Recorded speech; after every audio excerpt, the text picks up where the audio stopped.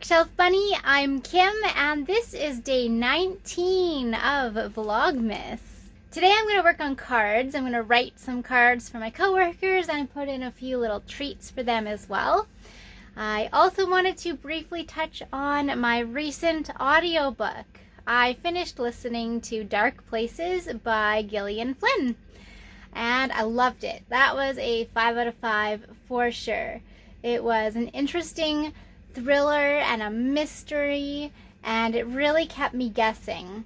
I'll give you a brief synopsis. So our main character, Libby Day, she is the sole survivor to a massacre of her entire family. Her mother and her sisters all dead at the hands of, presumably, her brother.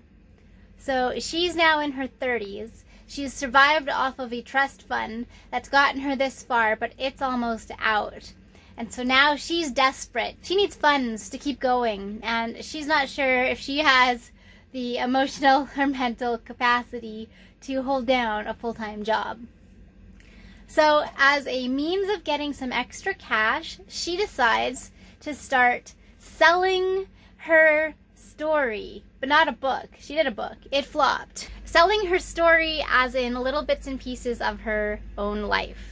So she joins up with a group of murder mystery fanatics and kind of befriends one of them and starts giving bits and pieces away of her past. She decides to help them uncover the mystery for money.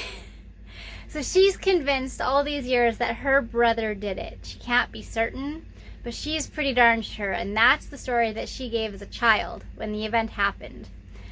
The group that she is working with, they're convinced her brother is innocent. And so she sets off on an investigation, initially for funds, but gradually for herself also. And as she puts the pieces together, we get little flashbacks of the day of the incident from her family and their points of view.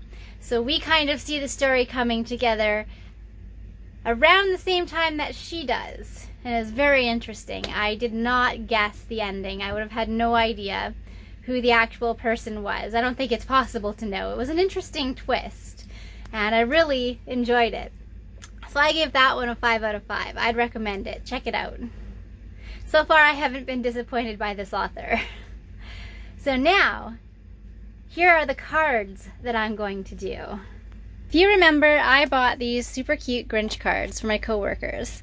And I got all these little treats that I want to stuff in the envelopes. So I want to put in like some instant coffee and some hot chocolate and some tea. Little packages. So I'm going to write some cards tonight, and I'm going to stuff some envelopes with some goodies. Alright, book nerds, this is it for me. I will see you again tomorrow.